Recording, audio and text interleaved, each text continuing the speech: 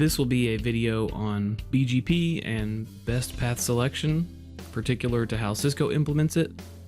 So the idea here is just to be kind of a quick basic reference of how these steps work, and maybe just to see them configured if you need a quick reference. So let's get to the diagram we'll be working with, which is here on the left. So there's 10 routers here. They have IP addresses configured on the links here. And so the links are 10.255. This would be 68. This side would be .6. This side would be .8. And it works the same way for all these links. So this would be 10.255.13. This side's .1. This side's .3. So that's how the diagram works. And they all have a loopback 0 of the router number. So this would be 10.10.10.10. This would be 5.5.5.5. And right now they only have IP addresses configured on these links, and the loopback is configured, and we'll do the rest of the configuration kind of live.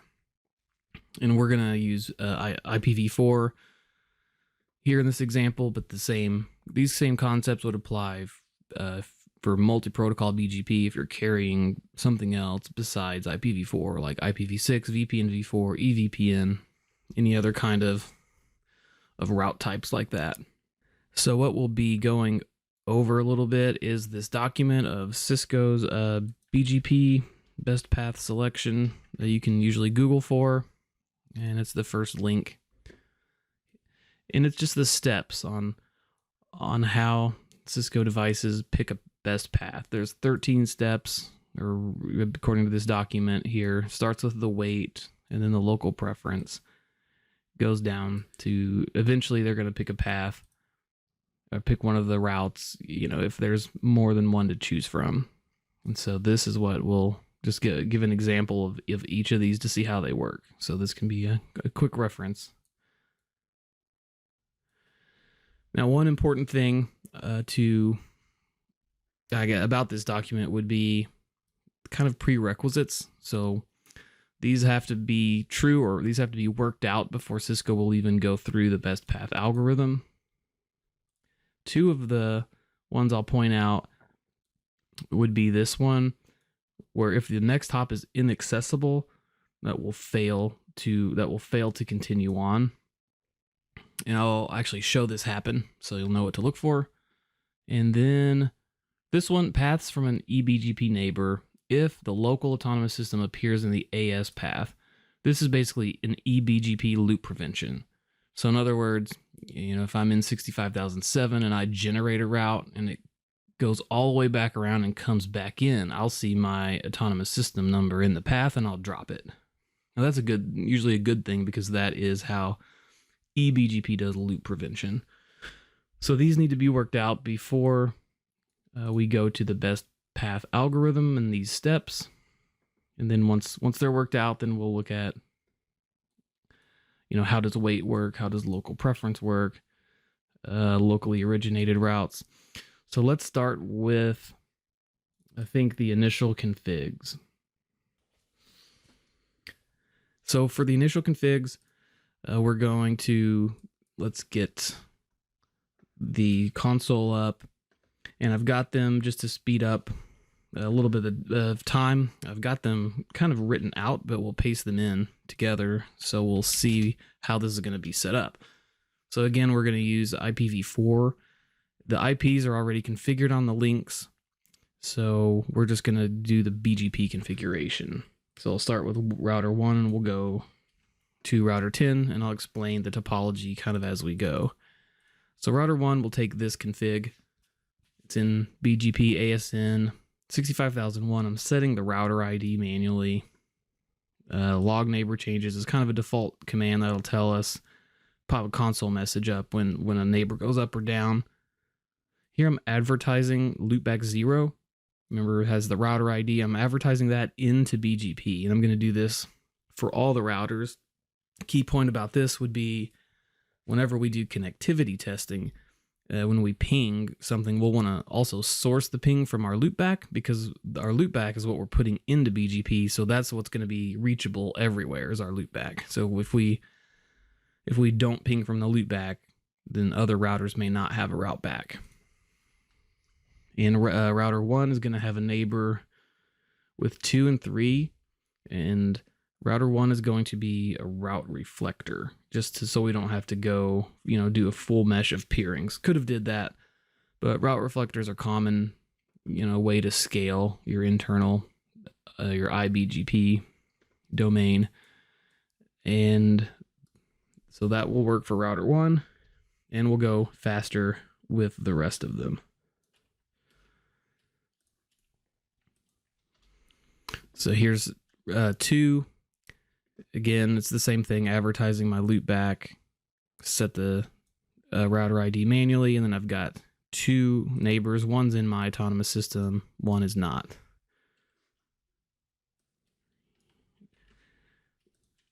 Move on to router 3. Similar here. I'll go a little faster, and if you need to pause and check out the configuration, then that's fine.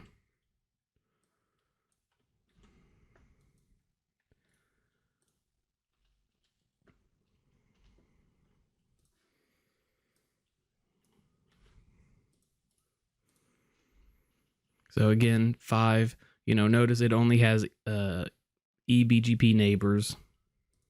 It's kind of a router on its own. 6 and 7 in the red here,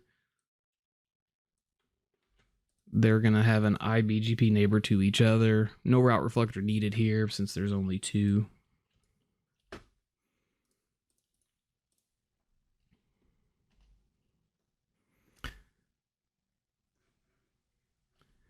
And then 8.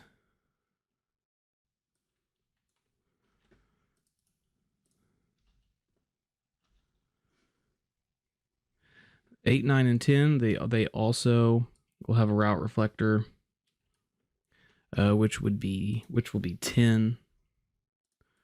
So 8 and 9 just look kind of normal, and then 10 will see the route reflector configuration. And it's just basically this one knob. And what this does is it tells the route reflector, whenever I receive a route from a route reflector client, I can lax the rule, the loop prevention rule, the iBGP loop prevention rule, and I can advertise that route back out to other route reflector clients. So I can take a route that I get from 8 and I can give it to 9. That kind of laxes the rule for scalability. Okay, so all of the BGP sessions should be up, I believe. So I'm going to check everywhere here, and let's just scroll real quick between all these, and I'm looking right here at make sure that's, doesn't say, nothing around here says idle or down, and I'm making sure I'm receiving prefixes, hopefully. And even if it's a 0, at least the BGP session is up. I'm just not receiving anything. Okay, so this does look like all the BGP sessions are formed based on the physical, kind of the physical and logical are kind of the same here, pretty close at least. And one thing that I wanted to point out here is what this is talking about. Paths for which the next hop is inaccessible. So we're going to have this problem right now, and I left some configuration out on purpose just to show what this means. So if we look from router 1's point of view, let's look at the BGP table from router 1, and we'll notice it kind of has most of the routes, 1, 2, 3, 4, 5, 6, 7, 8, 9, 10, but hardly any of them are actually in use. And we can tell that because the caret means it's the best route. So for all these other routes, they are not in use. So if we just do a show IP route to BGP, so we're going from the BGP table to the actual routing table here, there's only 2 of them in there, 2 and 3. So these are not making the cut for some reason. And the reason is the next hop is inaccessible. And we can see this in more detail. Let's just look at a route. I'll pick 10, show IP BGP, 10, 10, 10, 10. And the sign here would be, or the reason would be, it should say here, inaccessible. In other words, this is being advertised from router 3 in this case to 1. So 3 is giving this to 1. And he's saying the next hop is this. So whenever router 1 sends to 10, it needs to set that as the next hop. The problem is router 1 doesn't know how to get there. Subnet not in table. So what happens is 3 is going to receive the route, from 7 and 4. Probably it'll receive it both ways. When 3 passes it on to 1, it doesn't change what this next hop is. So in other words, the next hop, like 34.4, that's the link. That's this link right here. And then 26.6, which is also inaccessible. 26.6 would be this link right here. And so router 1 doesn't know about that link, and it doesn't know about this link. And so that's the problem. So there's a couple ways to fix it. The easiest would be, or what we will do is we're going to run a routing protocol in this ASN and this one to fix this problem. I think you could also set like next hop self. You could make it change. You can make router 3 and router 2 change the next hop as they pass it to router 1, because you can see right now it's not changing the next hop. And that's the issue, is router 1 doesn't know how to get there. So what we're going to do just to fix it is going to run eIGRP down here on 65,001. So let's just go back to routers 1, 2, and 3 and put in eIGRP on all the links here. So router 1, I'm just using eIGRP on everything. And 2 and 3. Okay, now once this comes up, we can rerun this command right here. Show iBGP 10.10.10.10.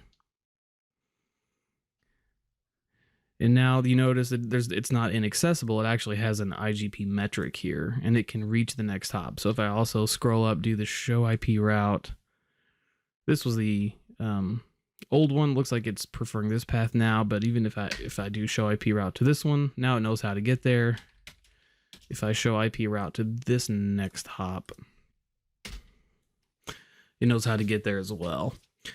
Now, I don't think we'll be able to actually successfully do the ping yet, because let's try it. Source loopback 0. Router 1's fine. It knows how to get there, but the same problem is going to happen on router 10 trying to get back. So if we do show iBGP, there's no little carets here. Router 10 has the same problem. So router 10 doesn't know how to get to this link, and router 10 doesn't know how to get to this link. So we'll fix this by running OSPF. We'll run OSPF up here on 8, 9, and 10. Gonna do a similar configuration, just a basic putting OSPF everywhere. 8, 9, and 10.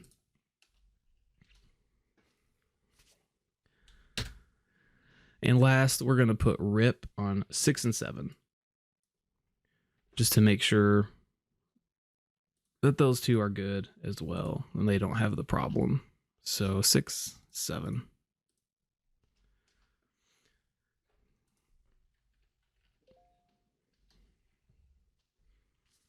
Now let's see if we can go back to 1, or let's see if 10 has the route now. Show iBGP. Let's see if, and it still may take a bit to converge because the best route is still not there for any of these.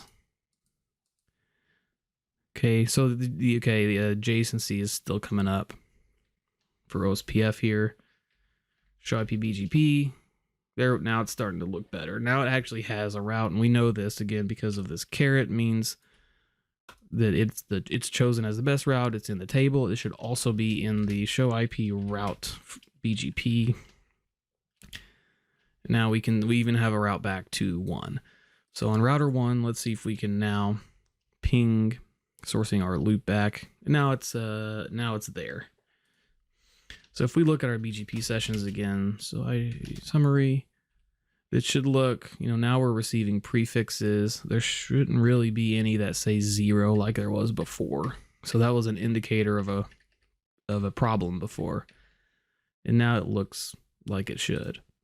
So that's what the next hop, it needs to be accessible, because the reason is because when 6 passes 8 a route, and when 8 passes it to 10, it doesn't change that the next hop is this interface. It leaves that on there. And so that's the issue. So router 10 needs to know how to route towards that interface, because he's going to send the packet to 8, and then 8's going to send it to 6.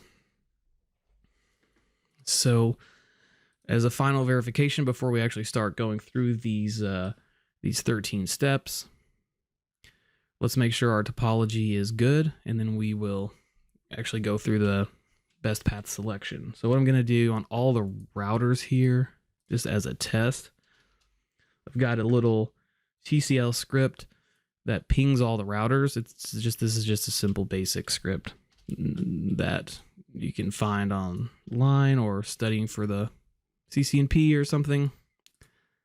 It just pings all the loopbacks of all the routers. Okay, if it goes by fast, that's good. I'm going to scroll through, because if something doesn't work, we'll see it basically get hung up, and it would do like a ... instead of going all the way through. These went all the way through. That just verifies our connectivity is good. So now our configuration and our diagram here match, and so this is going to be our base configuration for everything we look at. So what we'll do is I will say copy run on all these devices. We're just going to call it bgp.cfg. So I'm saving the running configuration to the flash. The reason for this is after every step that we go through, I'll revert the configuration back to where we are now, so that way we don't get too messed up with our topology, or if we mess it up too bad, this is a save point where we can come back to where we are right now.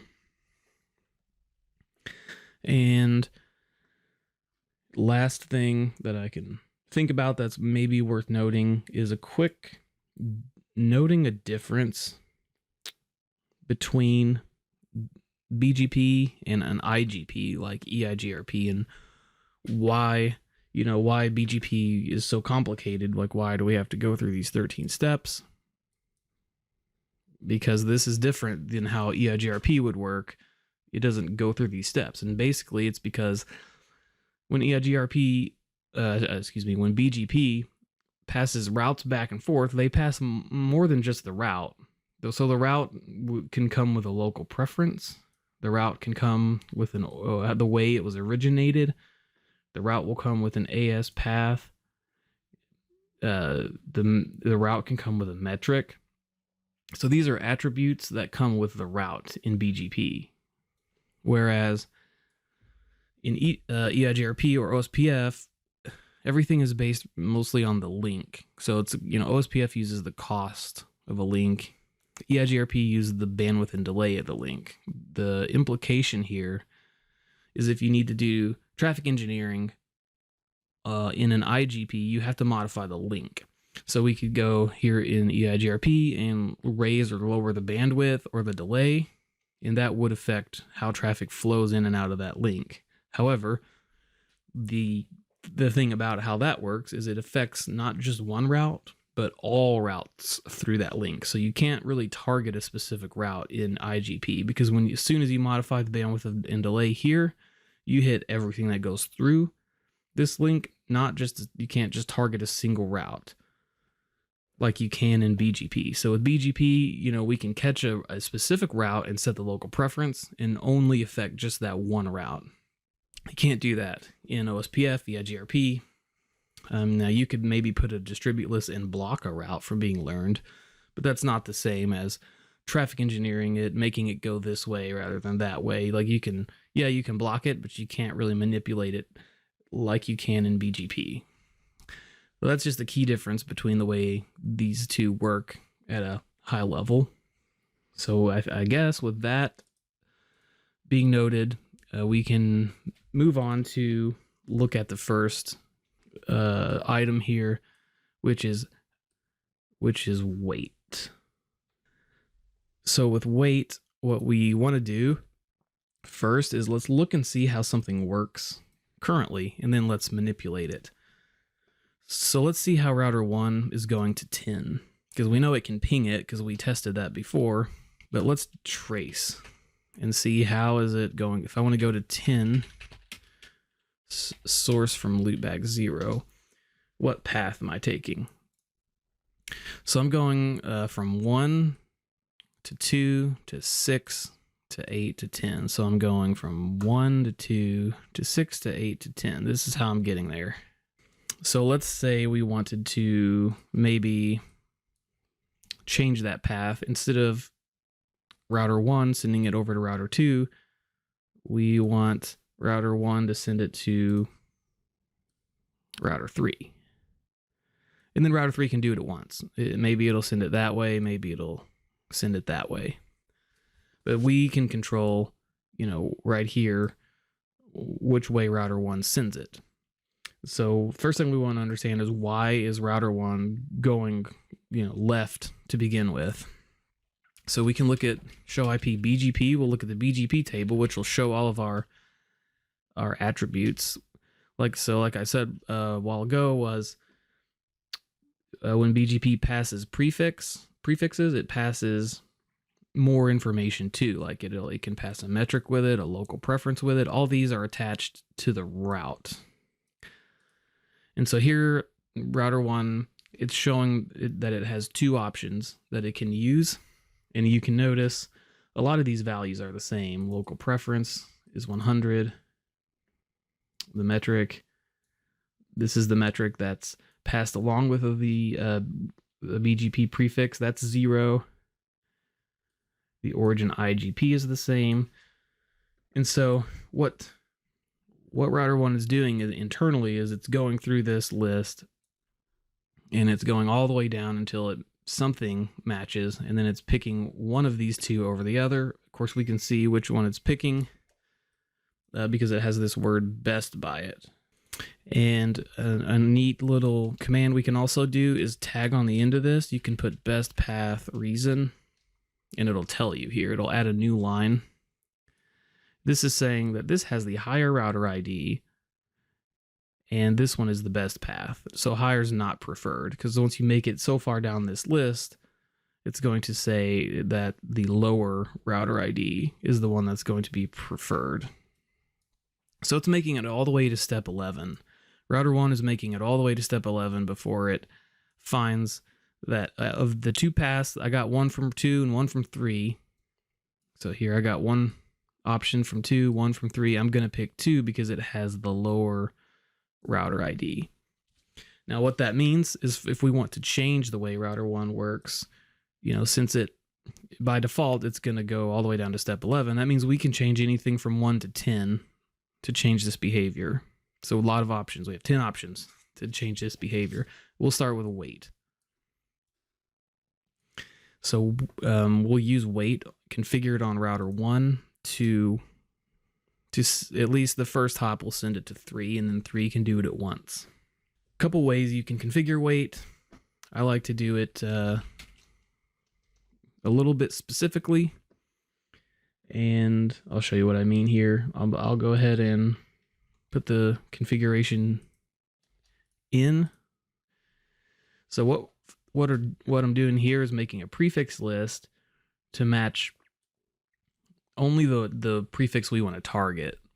So this is just saying I want to match 10.10.10.10/32. And then I'm going to make a route map and then call the prefix list that I created. And then I'm going to set the weight to 1. So by default, the weight is 0. And so you just needed to make it anything other than 0 to actually have it take effect. And then there's a second entry in the route map. So, things that do not match this, they won't get dropped. So they'll hit this and then they'll be permitted. Then we go on to the neighbor. So it's 13.3. So we're going to go on this link here and we apply this route map inbound.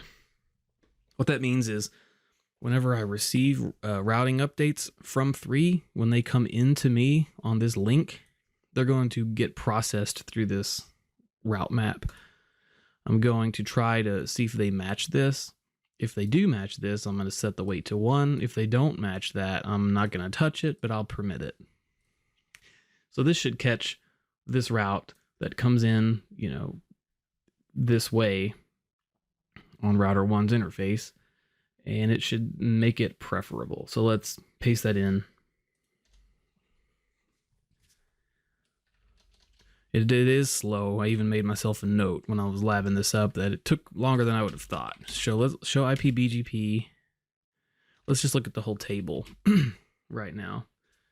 So notice 10.10.10.10 is using this route as the best one currently, and the weight by default is 0. And we should, if I toggle this and refresh it, it should eventually go to 1, which here it did. So here the weight's 1.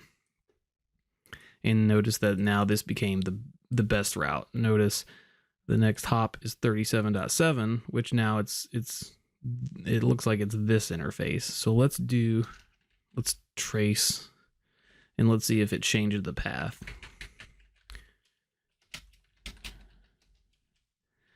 Now it's going, what was that, 3768. So now it's going 1 to 3 to 7 to 6 to 8 to 10. So that's how one way you can change it by using weight. The problem with weight is it's a locally significant attribute. So it's not something that's going to get passed in the routing update to other routers. So it's a Cisco kind of specific implementation. And so if you wanted to affect what 3 does, if you want to make 3 go over to 4, you need to configure weighting on 3. So weight's not something that gets put in the update and passed on, a locally significant thing. That's just how that works, for better or for worse. So now that's how that works, what I'll do, since we made this configuration on 1, we can say configure replace /bgp.cfg. This will revert us back to the configuration that we had to begin with.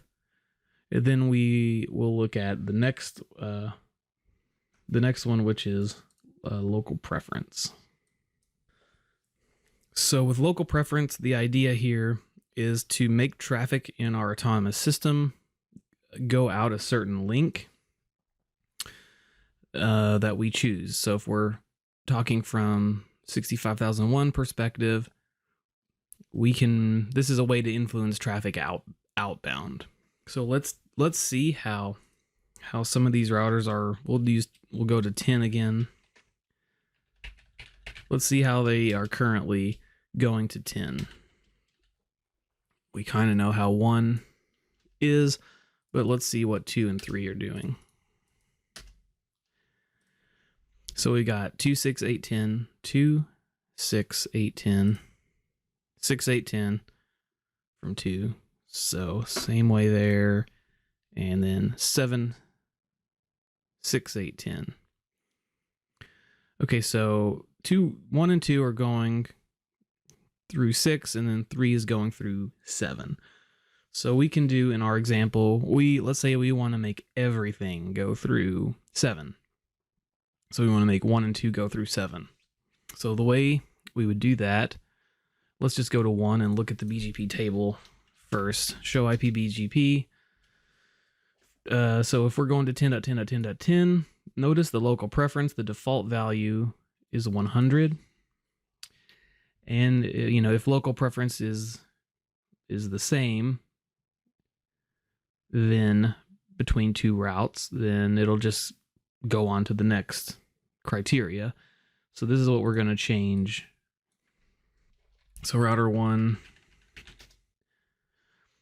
has 2 ways to get there.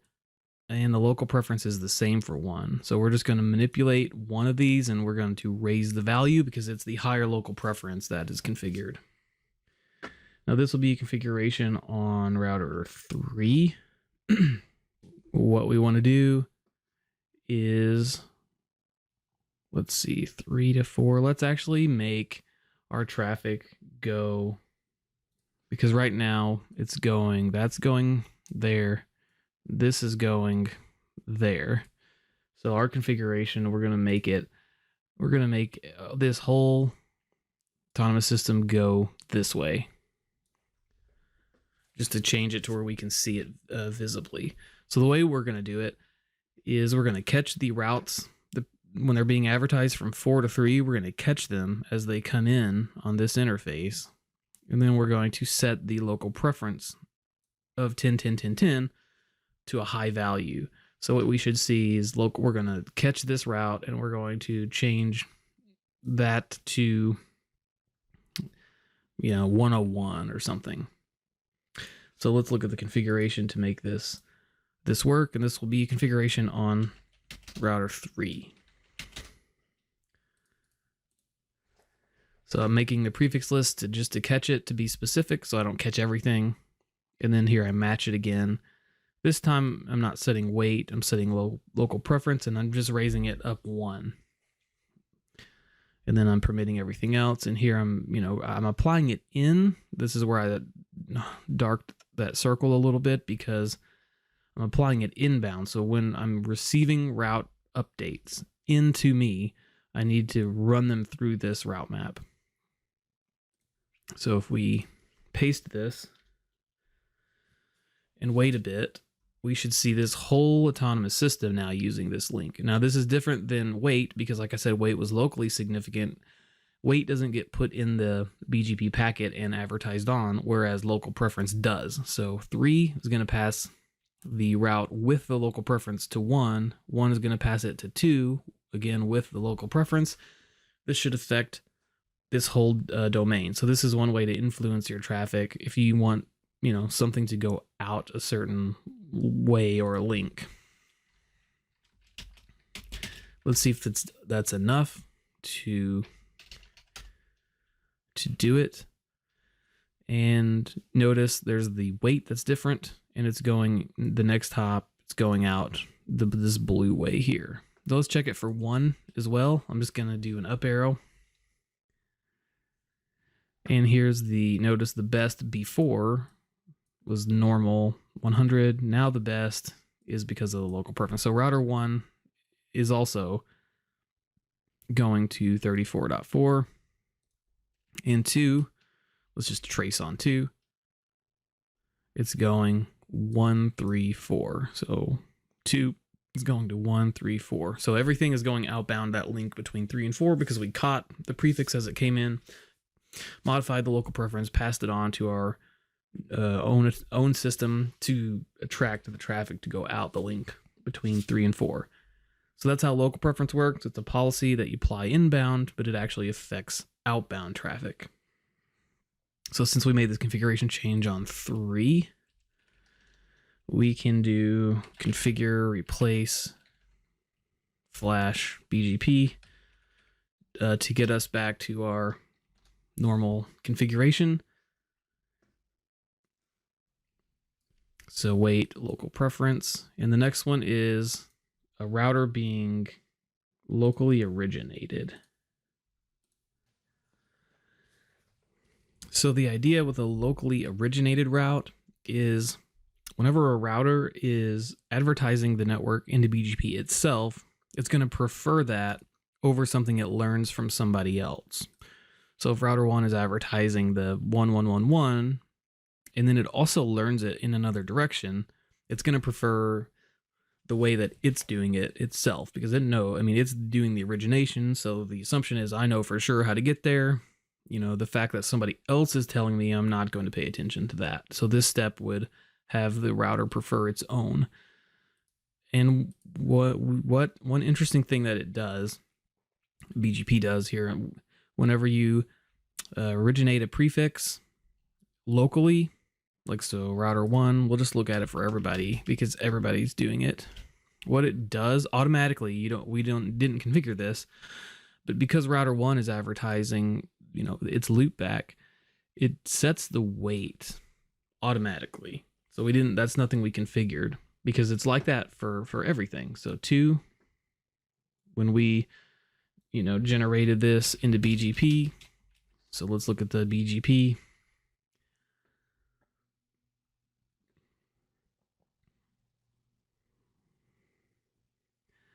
Here, as soon as we put this network statement, it went into the BGP table and then it weighted it automatically. So this is, it's setting the weight so that way, if I do learn about 222 from a different direction, I will accept this path, the one that I'm originating myself.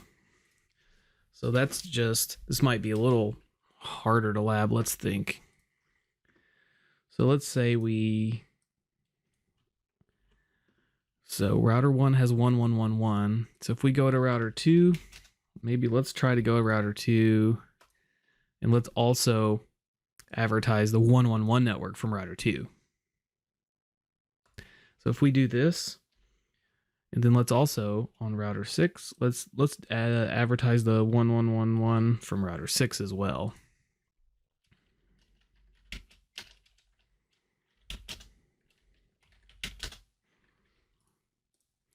So here I'm actually creating a loopback. It's a duplicate, but that's fine. And then advertising it into BGP. All right, so now we want to look from router 2's perspective because it's got 11111 that it's originating itself. It's also learning it from 1, and it's also learning the same prefix from 6. So let's show iBGP 1111. So here it's learning it 3 ways. It's learning it from 6. It's learning it from 1. Or this, excuse me, this is the one that it's putting in itself because it's weighted. And then it's learning it from 1. So yeah, that's itself. That's 6. There's 1. That's just the next hop.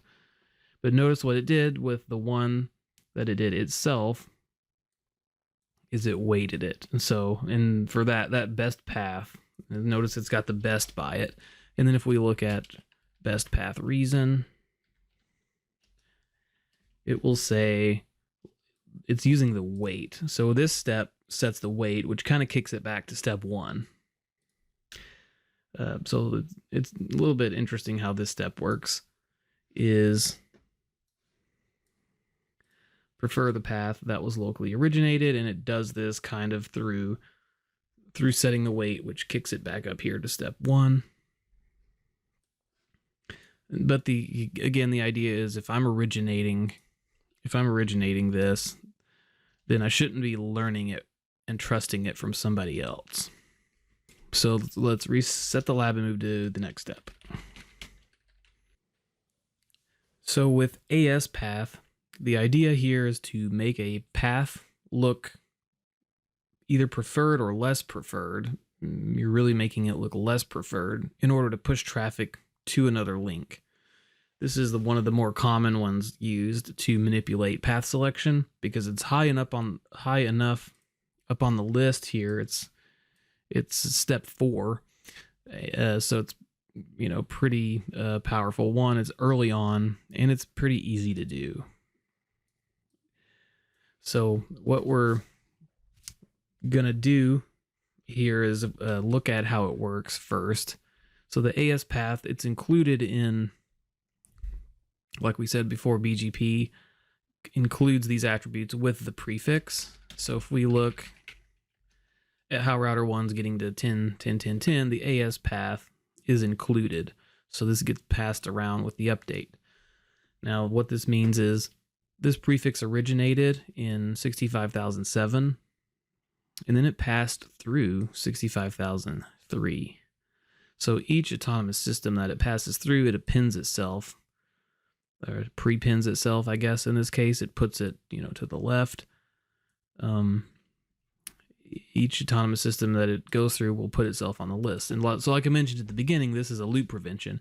So if this ever got passed all the way around and got back to 65,007, it would see itself in the list and deny the update. So that's the loop prevention by default of BGP. Now in this case, it's been passed through 2 autonomous systems. So basically one went, 8, 6 down, 8, 6, 7 down. So the paths are the same. There's 2, there's 2 in here and there's 2 in here. So if we look at a different point in the network, what this should mean is when AS 65001, when they pass it to AS 65004, it should have pre-pinned, 65001 onto here when it passes it to 4. So let's see if that is the case. Show IP BGP. So notice here, it's 4 is receiving a route that went from ASN, 7 to 3 to 1 and then to 4. And then it received another one that's again started in 7 and then it went to 5. And the reason it's picking this as the best path is because 2 is shorter than 3. Best path reason. This one has a longer AS path. It has 3 where this has 2. So that's the idea. Shorter is better. It's a simple way to check.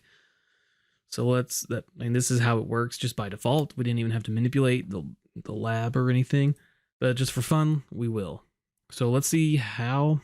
So we're gonna be 65,001, and let's say we want to change. We don't like how router 10 is getting to us, and we want to change that. So this is a way that we can change not how our traffic goes out, but how traffic comes into us. It's an attempt to change how traffic comes inbound. So let's see, first of all, how is router 10 getting to us? So we're going to go from 10 to 1, and we're going to see how it's currently working because we want to manipulate it. So it's going 8, 6, 2, 1. So 10 to 8, 6, 2, 1. It's going this way. And in our example, we don't like that. What we want it to go this way. We want it to go kind of the long way, the way it wouldn't go by default. So what we want to do, the idea here is we want to make the path look worse when it goes this way on the left. So what we do is on every point that's connecting to the path that we don't want it to use. So this would be the interface, and this would be an interface. We want to make these less preferred. So what we do is whenever we send our routes, whenever we send these routing updates outbound, we will set the AS path really high. That way it looks worse. Because remember, shorter is better. So if we set it high, then when 65,007 gets the updates from these 2 routers in this direction, it's going to look worse than when it gets it from the other direction that we don't even touch. So when this sends one out, it's not going to pre-pinned. It's just going to send it out like normal. It'll put itself in there. So by the time 65,007 makes a decision, it should choose the blue. So let's look at the configuration and it'll be clearer. So we have to put this on 2 and 3. You put it on any link that you don't want to use because we're fluffing these numbers up to make it look worse. So again, I'm just catching the specific prefix we want. There's the familiar configuration, but this time it's set AS path. And we're going to pre-pinned put on the beginning 1, 2, 3, 4 of our own, and then allow everything else. And we're applying this outbound. So we're applying this outbound in order to affect how traffic comes into us. Paste that on 2. And then there's a similar configuration on 3.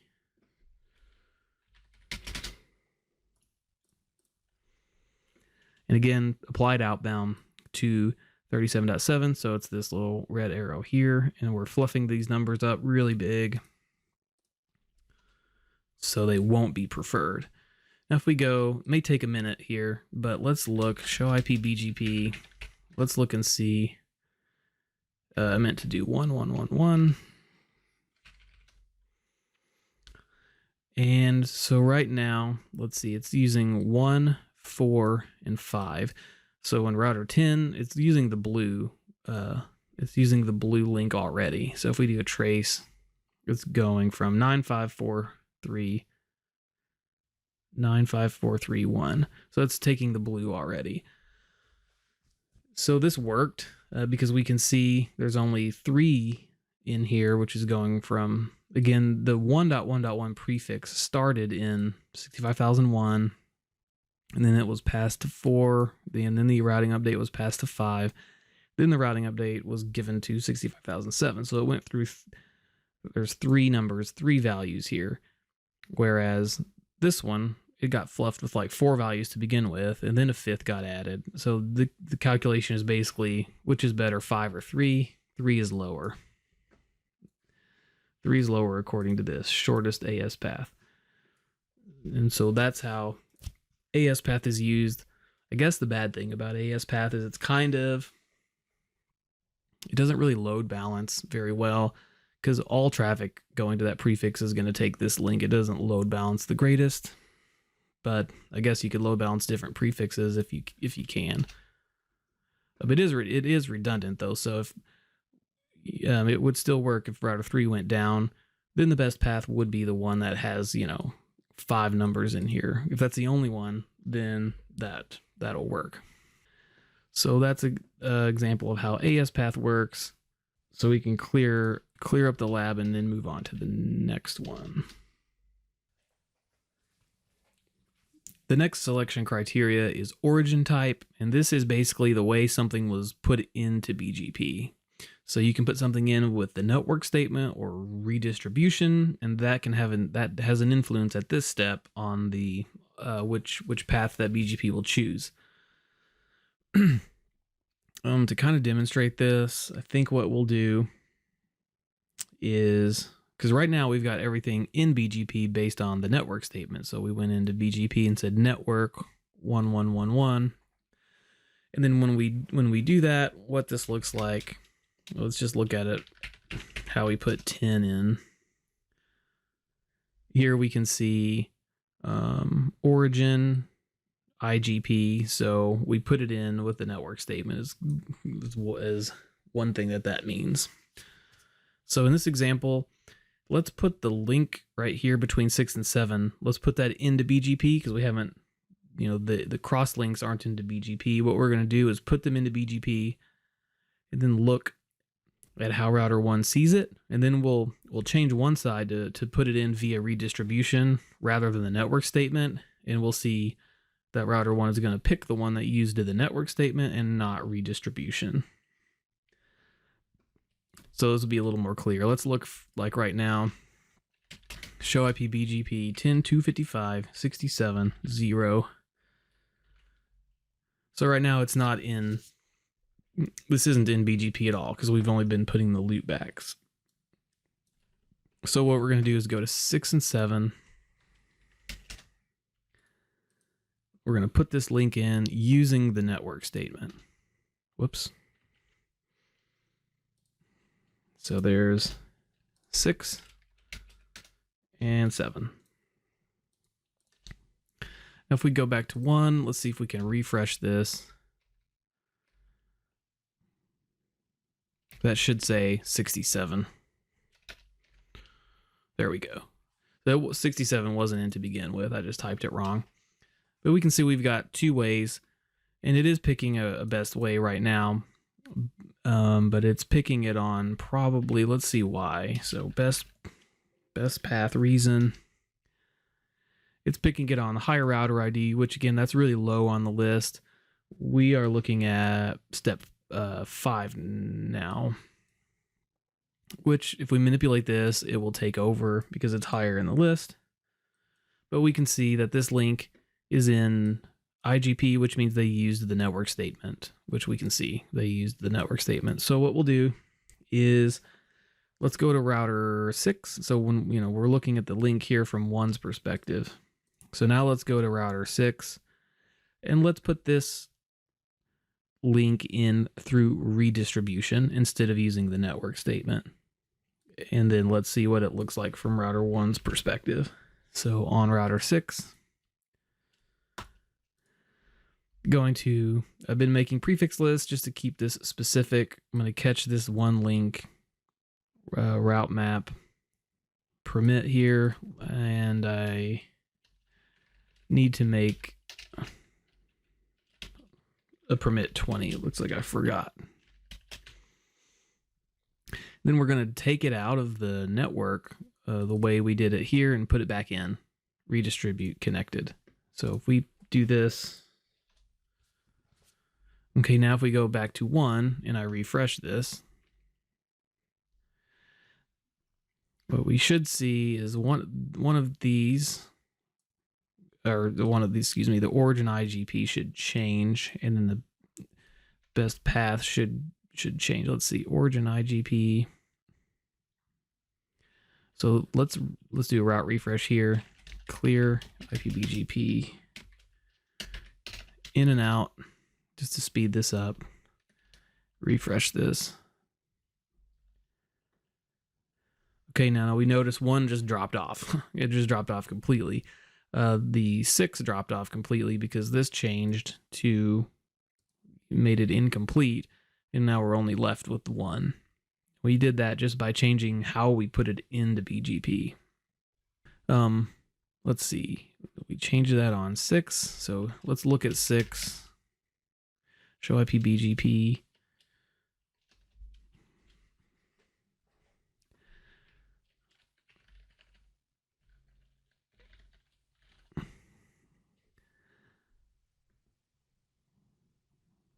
And here is the origin is incomplete. That's what I wanted to point out there, is how it changed that.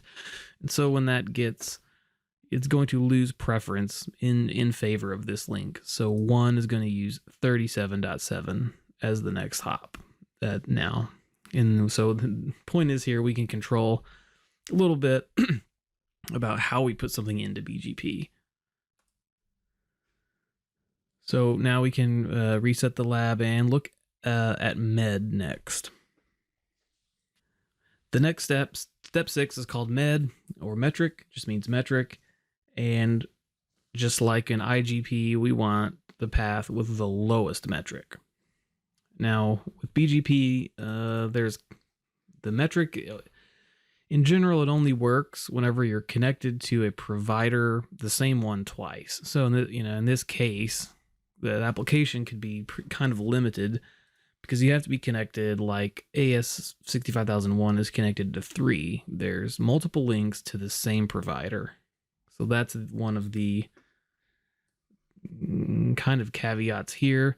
So we're on 6 with the lowest metric, and then there's a lot of caveats here with this one. This only occurs if the first AS is in the same 2 paths.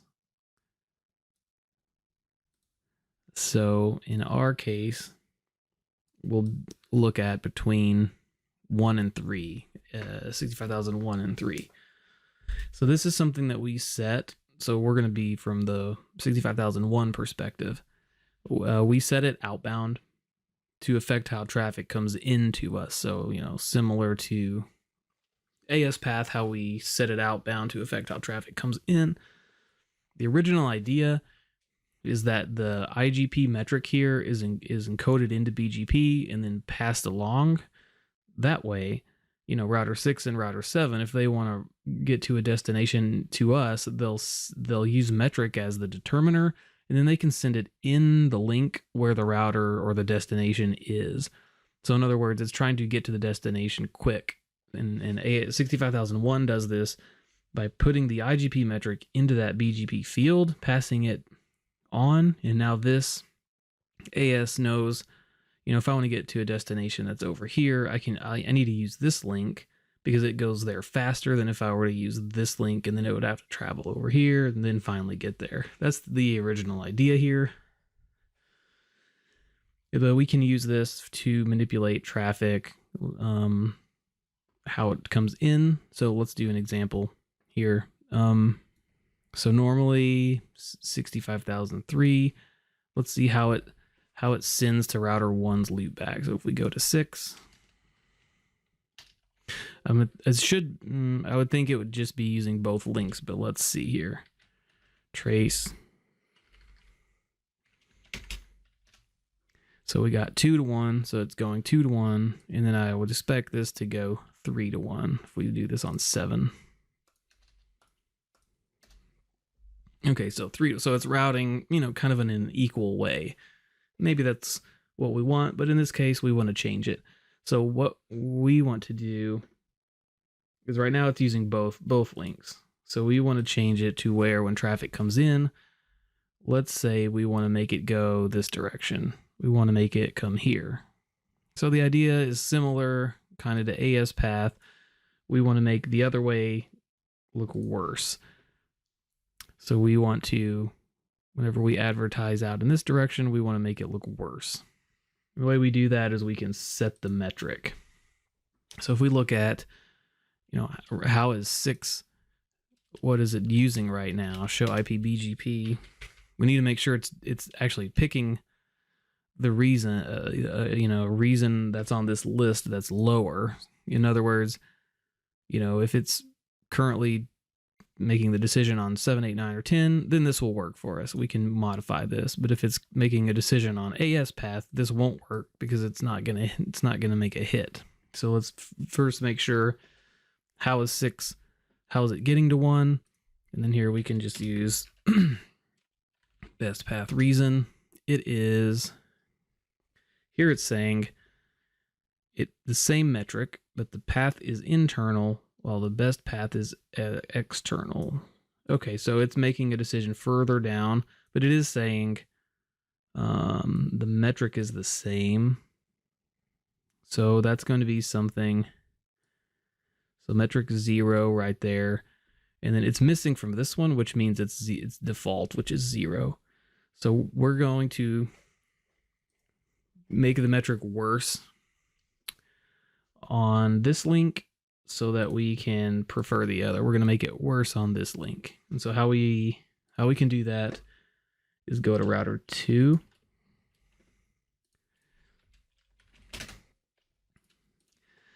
And again, the prefix list to catch our 1.1 route, and then familiar configuration, and then set the metric, and I just made a high number, permit everything else, and then we're applying this outbound to 6. That way, when 6 gets it, it'll see the metric is high, because right now this told us it had the same metric when we looked at 6. Now it won't have the same metric because this is going to look worse. And so it should push the traffic over. So if we go back to 6, let's just update this. Okay, now notice this same med, that's gone now. And here's the metric. And so now this is not going to be best because that's a terrible metric. So this 0 is better than 1, 2, 3, 4, 5, 6, 7, 8, 9. And so here we can do best path reason. And it's saying this has the higher med. It's not good. So we're going to use this one. So this is, see what we did here on router 2 is we pushed this out to 6, so that way the metrics weren't even anymore, made one worse, pushed traffic down here to the other one. So that's how the most basic way to use metric is, but again, it has a lot of caveats that you probably want to re-look at. But other than that, we can go to step 7. The next selection criteria is to prefer eBGP routing updates over iBGP routing updates. This is one probably not so much to lab up, but just to look and see how the behavior works. So for example, 6 and 7, they're both routing to 1.1.1.1. And as we know before, they're using their own links to do so. But what this means from a advertising point of view is 1 advertises it to 2, 2 advertises it to 6, 1 also advertises it to 3, 3 advertises it to 7. Now 6 advertises it to 7. 7 advertises it to 6. And if you think about the type of peerings these are, is this is an eBGP peering, this is an eBGP, and these are both iBGP. So the idea here is what we want to choose is the eBGP over the iBGP. So router 6 is going to prefer this update from router 2. It's not going to prefer this one. And also 7 is going to choose this one from 3. It's not going to choose the one from 6.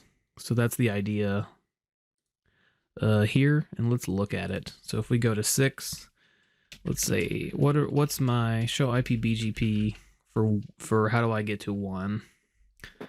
We can see that it's got 2 ways. 6 has 2 ways. It can go down to 3. Or what am I on? So I'm on 6. Yeah. So one next hop is to go here to 3. So it would go basically it would go through 7, and then it can go straight to 2. And so you can see the best path is the one that's going straight to 2. So remember, everything up to this point is the same. Local preference is the same. There's no wait. AS path is the same.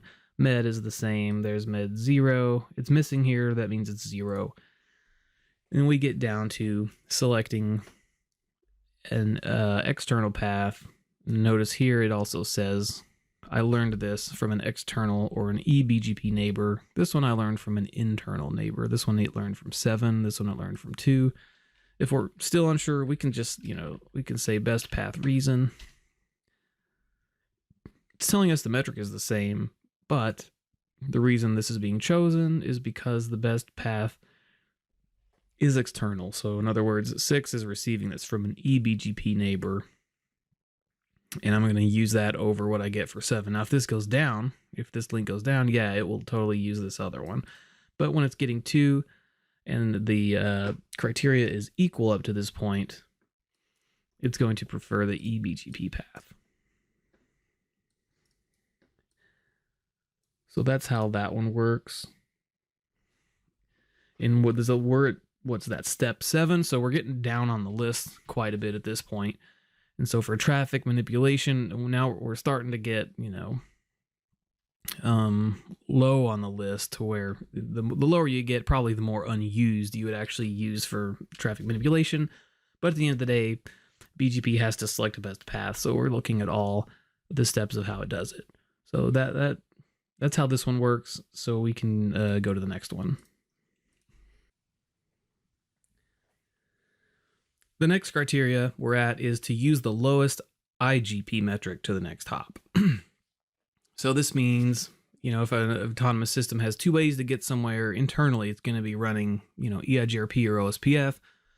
We want to use the quickest way to get there. So what is the IGP's lower metric? And we can see this in the show iBGP table. So let's look from router 1 again. Let's look and see how it's getting to here, 6666. So show iBGP. So notice it's got 2 ways it can go, 126, 137. And currently the best path is through router 2. But the key field what we want to look at here is noted before, this is the metric that's carried along with the BGP that we can set, but the one above it, this is the IGP metric to the next hop. This is what we're interested in this step here. And so we're in, what step are we in here? In 9. Wait, no, 8. We're on 8 right now. Lowest IGP metric to the next hop. And so the idea here is this is being chosen, but it's being chosen for a reason that's, again, low on the list. Let's look. So it's being chosen because of the router ID. So the router ID is low on this list. 8 is higher on the list. So that means if we modify the lowest IGP metric, it will help us out here. So what we could do is we can see the metric here is, in other words, when router 1 wants to get to 37.7, the metric is 15,360. When router 1 wants to get to 26.6, it's got the same metric. The idea here is we're going to change the IGP metric. What that'll do is modify these values, and we can make it, a path more preferred or less preferred. So because right now, like the lower router ID is making the decision, we can modify this and it will take effect. So let's change the IGP metric to influence the path. So like 1, so currently the way it's going is through 26.6. So it's going this way, and we want to change it to go to the other way. So let's just put blue. We want to make it go 1.3. We want to make it go that way. So because these metrics here, so we want to take the 26.6 and we want to make this worse. And we're going to do this from the IGP standpoint. So on router 2, we can go to 1.26, or this interface between 2 and 6, and we can just make it worse. So let's go to router 2, show interface gig 1.26. Notice the bandwidth here. What we're going to do is make the bandwidth lower because we're using eIGRP here on 65,001, and eIGRP uses the bandwidth and delay. So if we can make the delay high or the bandwidth low, let's just take the bandwidth and make sure to put it in the same way, kilobits per second. Here I'm just gonna, that's what it is currently. I'll take off a few zeros. So paste. All right, that should have lowered the bandwidth, the IGP bandwidth. So now router 1 is going to see the red path as less preferred, even though it was more preferred a while ago. So if we just refresh this,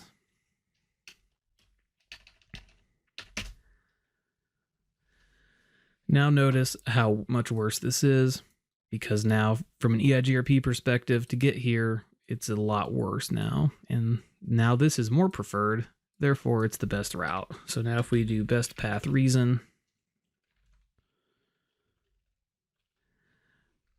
this has a higher IGP metric, that's bad, therefore now we're using this. So this is a way to modify the IGP metric, but again, kind of like I said at the beginning, the bad thing about doing this is when we modified this link, we did not just we didn't just affect the one prefix to 6, we affected every prefix through this list. I don't know if we can, or through that interface. Show IP BGP. So 26.6. At this point, we basically don't have any preferred routes out that way now because the metric is so bad. So none of these best routes are pointing to 26.6. See, that's not a best route, not a best route, not a best route, not a best route. So when you modify the IGP metric, you can't target a prefix like you can with BGP. So that's just something to be aware of when doing stuff with IGP. So I think that gets that. We can go to the next one. The next item in the list of the Cisco documentation is about multipath. Multipath is the idea here is once we get to a certain number down this list, and let me just show the list. Once we make it all the way down here to not step 9, if everything is equal up to this point, what BGP can do is install multiple paths. Now, at the end of the day, though, BGP is still going to select one best path to pass on. However, at this point, if everything else is equal, it can install into the routing table multiple routes. So that's the two things that it can do. If everything's equal up to here, it can put multiple routes in the routing table, but behind the scenes, it's going to keep going, choose one of them to pass on.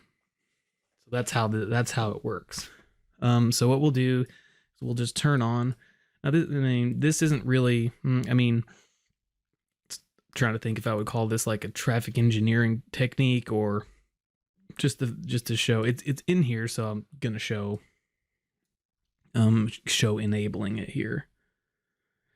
So call this ECMP as well, equal cost multipathing. But so let's go back to 1 and let's just show how this is routing. Let's look and see how it's routing again to 6.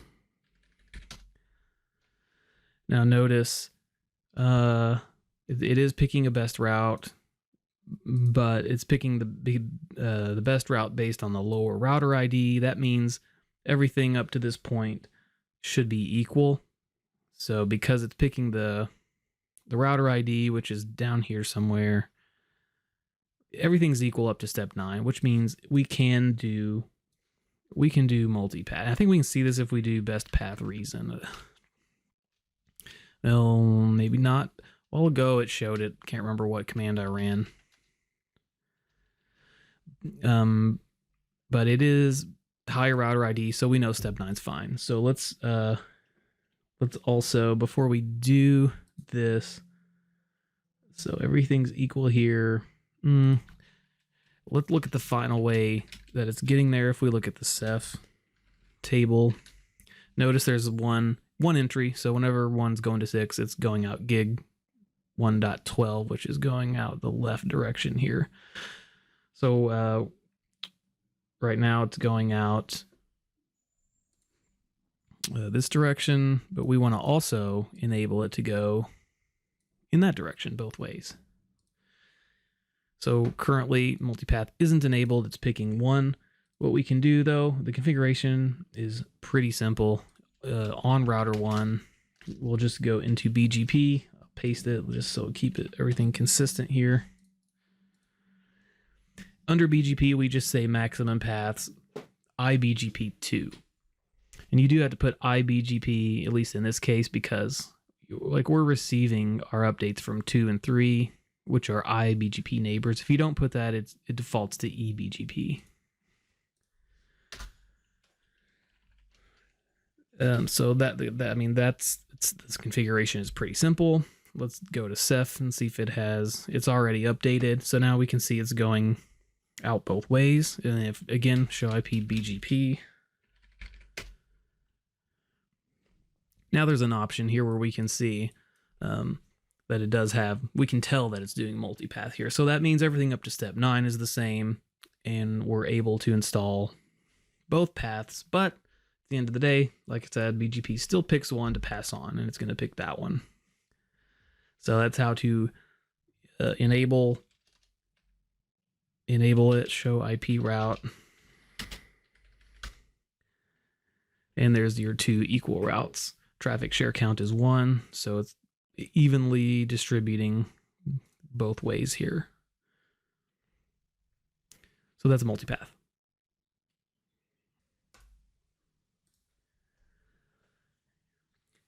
The next criteria is oldest path. So we're getting down on the list here to where BGP is just trying to make a decision at this point on which to pick as the best. So if there's 2 routes that came in at different times, it's going to pick the older one because the older one is more supposedly like stable. And here we're on step 10. So if it's the oldest route, it's going to be more, it's going to be in the routing table longer. It's going to be more stable. And it says this helps minimize route flaps because a newer path doesn't come in and upset or preempt an older one. So the idea here, let's see. So let's say we look at this from router 3's perspective, at the loopback for 10. Now it's not going to be even here. Let's see, because the AS path, we already know the shorter value is what wins. Let's see. So for the sake of this lab, what I want to do is go to router 8 and pre-pinned, do an AS path pre-pinned. What I'm trying to do is get router 3 to have an equal view.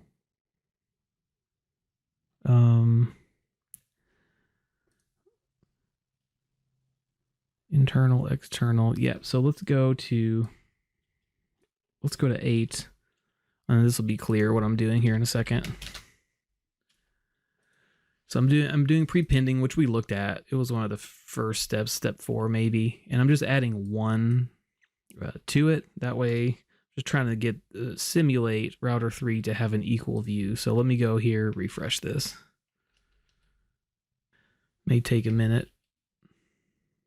Okay, so they're finally, now they're all even. So what I did is just kind of fluffed a number there to get these all even. You can see the same number twice there.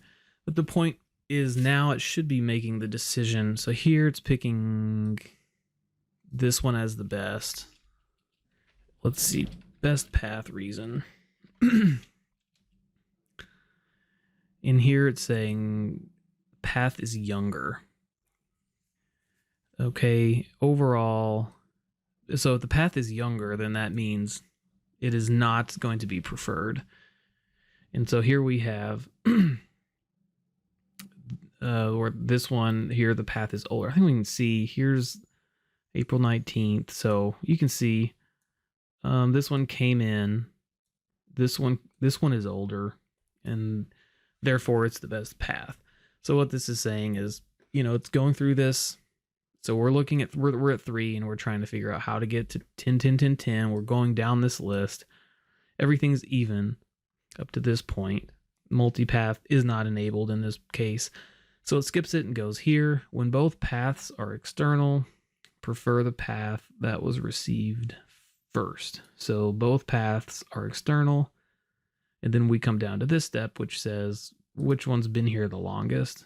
And it's going to pick. So router 3 is going to go this direction. Router 3 is going to go to 4. And then this way to get to 10. So the way to, change this, and here we're getting to a point where you wouldn't really want to do this. You can't rely on this, to be an efficient way to do traffic engineering. But we could bounce this adjacency. And then if we did that, what it should do is start taking the other path, because we're taking the old route out. When we do that, it's going to pick a new one. So,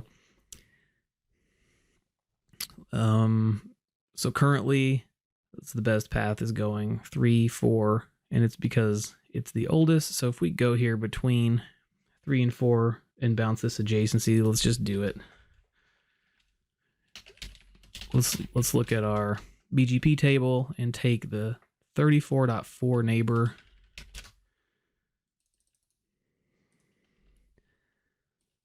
and let's shut it down. Again, what we're doing is we're gonna just pull this old route, pull it out. Okay, now let's put it back. So no shut, or this would be, so no neighbor shutdown. This should bring it back, and this will make it a younger route now, and it won't be chosen because it's the younger route. So if we look at the BGP table now, and let's go ahead and put on the best path reason. Now the best path is going to 7. So now it has switched to go from 3 to 7. And the way we switch it is we found that router 3 was making the determination based on the older route, and we basically flapped the adjacency, which took the route away and brought it back, but now it's not the oldest route anymore. So this does work, but this would not be something you'd want to rely on, because it relies too much on the order of operations, what router came up first. And it's not something you'd rely on in the real world, but it is something BGP can use to get down this list, and ultimately it needs to make a decision on, it needs to pick one route over the other. So now we can look at the lower router ID. In this step, BGP wants to pick the path that has the lowest router ID in the update. So the idea here is we're getting down to You know, I almost don't really care what it is. I just need to pick something. We're pretty low in the list. So let's see how this should be working in our topology here. Let's look and see how router 1's getting to 10. Here, if we look at Y, it's the router ID. So we're all the way down to step 11 at this point. So prefer the route that comes from the lowest router ID. So again, that means step 1 through 10, they're all even or they're not. There's nothing there that's distinguishing them. So then it comes down to step 11. We need to pick one. So we're going to pick the one that the router ID is 2222. So when router 1 is routing traffic, it's going to go through that one. It's going to go 1 to 2, going to go up this direction. So to change this, if you wanted to change based on the router ID, what you would need to do is you could either raise the router ID on this guy or lower it here. But remember, this may affect more than the route you're trying to do here. For our example, let's go to router 3 and let's lower the router ID. So we're going to make this a smaller value, and then that best should come down here once we're done there. Configuration for this is pretty easy on router 3. We just go into BGP, and I made this router ID 1.2.3.4 for no reason really. That bounced all the neighbors. And if we go back to 1 and run this again,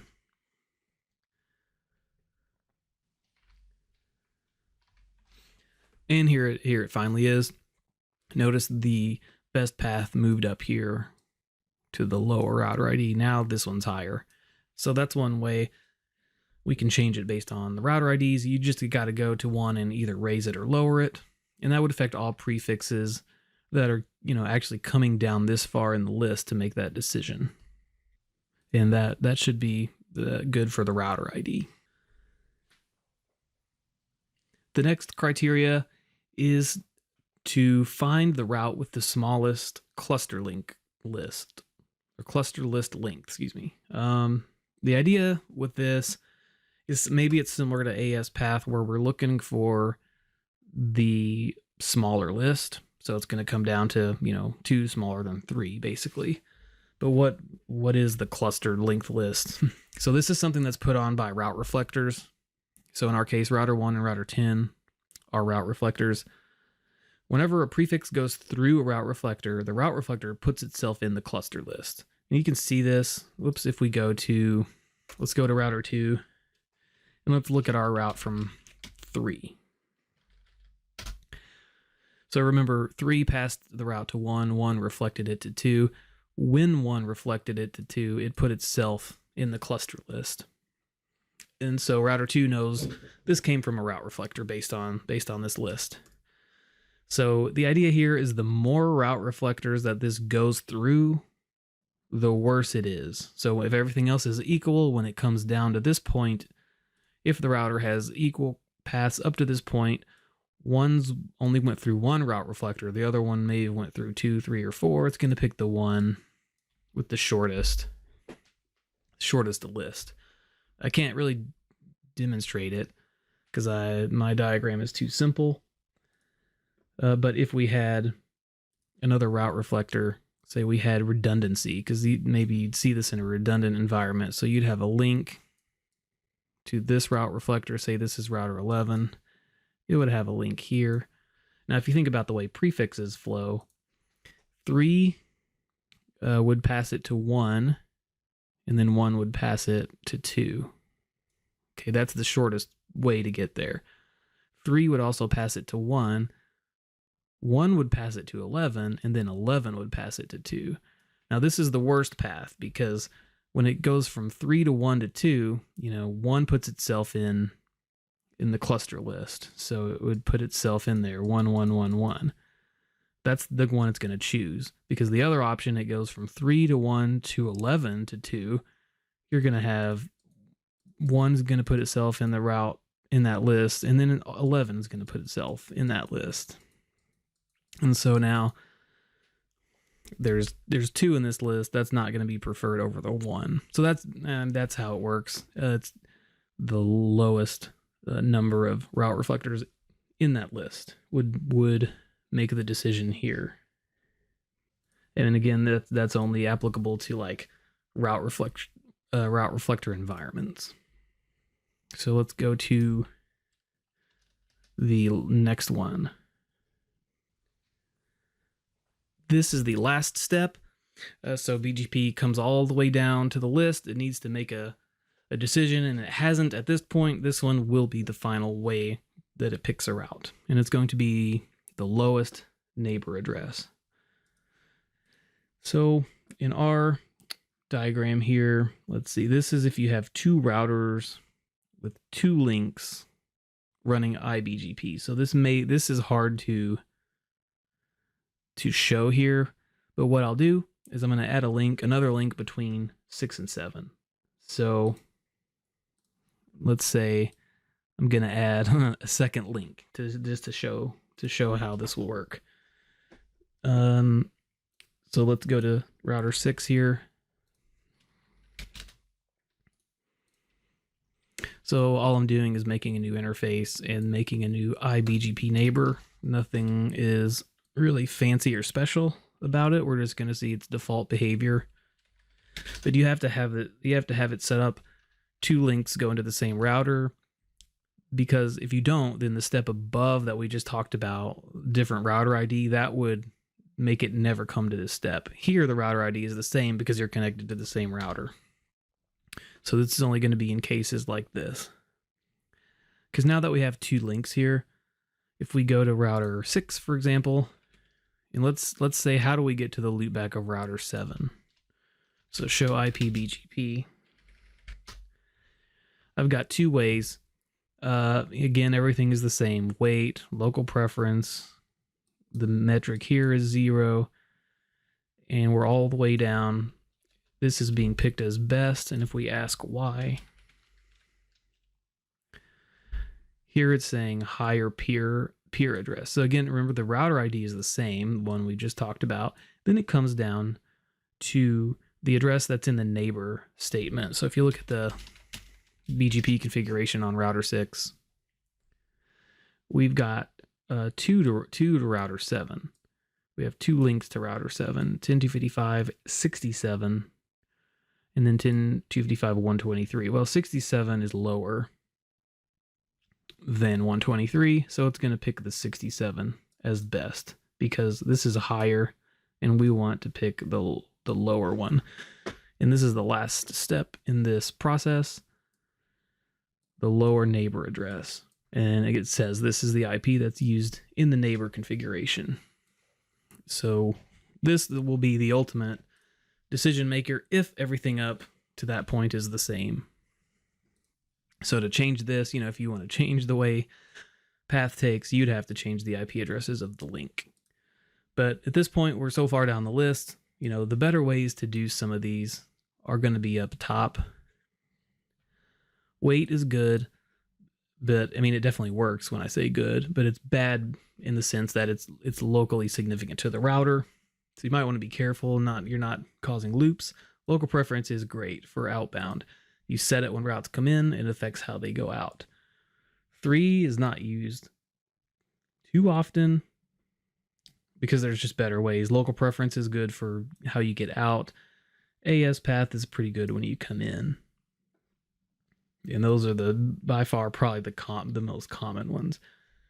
And there's other ways to try to influence traffic to come in and out. Like you can trigger another autonomous system to set their local preference. But at the end of the day, that's using local preference.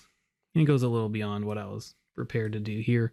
I just wanted to give an example of each of these 13 steps and the fact that BGP has to come up with some way to pick a best route to advertise it on, and how differently this is from an IGP, where there's in BGP, we're seeing it carry all these attributes to the route.